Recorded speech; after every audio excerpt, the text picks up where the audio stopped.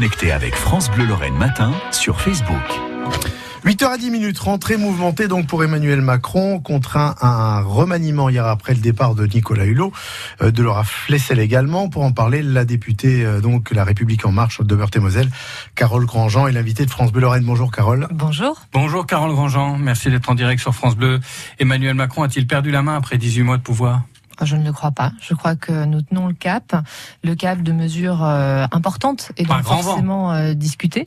Nous assumons ces discussions, mais je crois que nous sommes effectivement déterminés à appliquer le projet que nous avions annoncé lors de la campagne. L'affaire Benalla, les couacs de com sur le prélèvement à la source, la croissance en panne, le chômage qui ne baisse pas, ça fait quand même beaucoup, vous ne trouvez pas ? On a un contexte de croissance qui va être compliqué, on en a bien conscience. Néanmoins, ça ne veut pas dire qu'il ne faut pas engager les réformes et donc nous sommes à l'œuvre pour cette rentrée 2018 avec un certain nombre de réformes importantes pour les entreprises, pour la lutte contre les fraudes, pour une réforme constitutionnelle, pour un plan de lutte contre la pauvreté. Nous avons un certain nombre d'actions que nous tenons à mener et je pense aussi à la dépendance qui va faire partie des principaux sujets chantiers de cette fin d'année. On a vu que le prélèvement à la source arrivait donc le 1er janvier. On disait d'Emmanuel Macron que c'était un as de la com.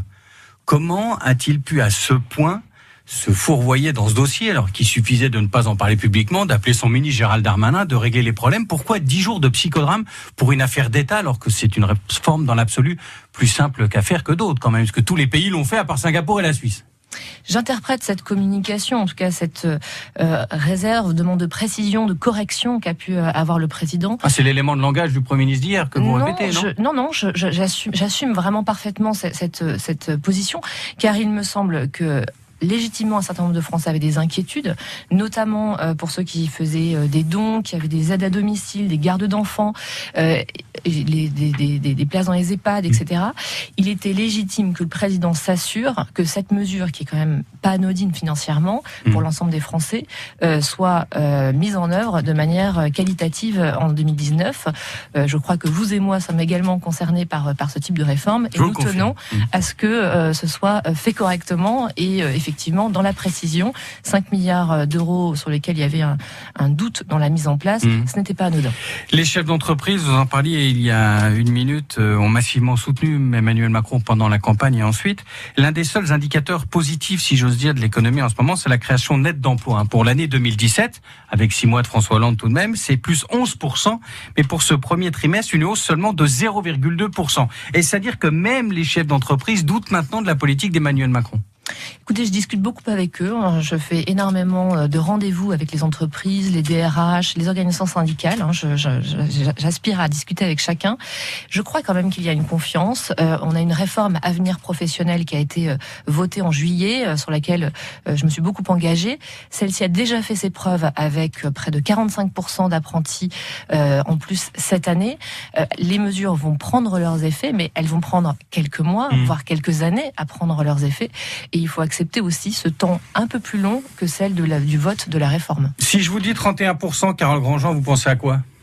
Je pense aux sondages que vous avez qu'un certain nombre d'instituts de sondage ont pu mener sur le taux de popularité d'Emmanuel Macron. Ouais, elle est plus basse que François Hollande à la même époque, au même moment de son mandat. Vous imaginez ce qu'avait pris François Hollande à l'époque ? Je pense que nous avons conduit énormément de réformes en une année, donc forcément... Mais il avait les frondeurs en plus, lui.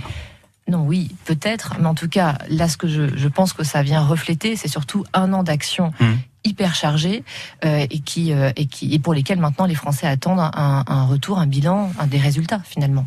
Pensez-vous que les retraités dont vous aurez besoin pour éventuellement les prochaines élections vont se détourner majoritairement de vous ? Ceux qui ont voté pour vous, même si c'est pas l'essentiel, ils ont aussi beaucoup voté pour le candidat de droite. Mais... Je ne l'espère pas. Effectivement, à ma permanence le lundi matin, un certain nombre de retraités viennent me voir, partagent leurs inquiétudes, m'indiquent certains qu'ils ne pensaient pas qu'ils auraient un jour à venir me voir pour me faire part de leurs inquiétudes. Et donc nous reprenons en fait le sens déjà des réformes qui ont été menées et surtout les échéances qui vont arriver avec du gain de pouvoir d'achat qui va se faire sur du plus long terme, ce qui qui effectivement demande encore une fois de la patience.